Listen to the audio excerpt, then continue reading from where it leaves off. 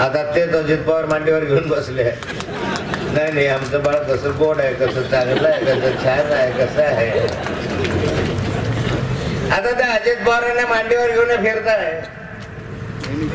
एका बाजूला भ्रष्टाचाराचे तुम्ही आरोप करता, दुसऱ्या बाजूला त्यांना मांडीवर घेऊन फिरता.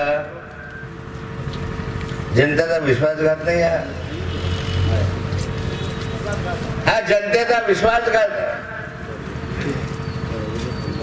आणि मग या 2.5 वर्षामध्ये काहीच करता आलं नाही, काही नाही. याला फोडत त्याला फोडत, याच्यावर शिवाय दे त्याच्यावर शिवाय, याला काही बोल त्याला काही बोल, महिलेला काही बोल, अश्लील बोल. काही 2.5 वर्षामध्ये काम नाही झालं. अरे गटारी रस्ते वगैरे बांधणं हे तर कोणाचंही काम असतं.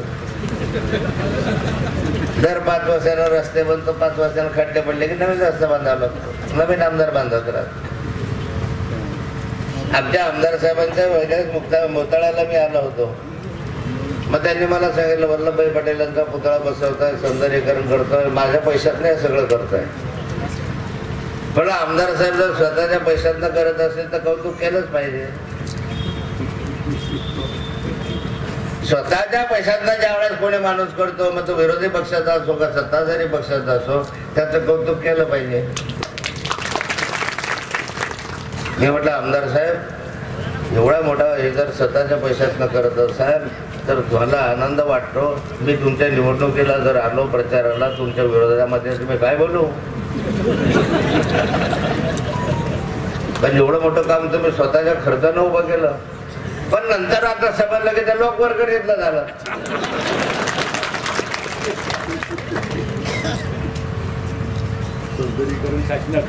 सौंदर्यीकरण शासनाकडं.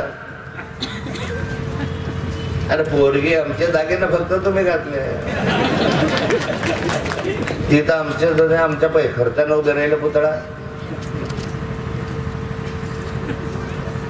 पण 2.5 वर्षामध्ये काही केलं नाही या सरकारने. मारामाऱ्या केल्या, भानगडी केल्या, एकमेकांना आरोप प्रत्यारोप केले. तू भ्रष्टाचार होता, तू कसा चांगला आहे. छगन भुजबळ साहेब म्हणतात माझ्यावर ईडीच्या केसेस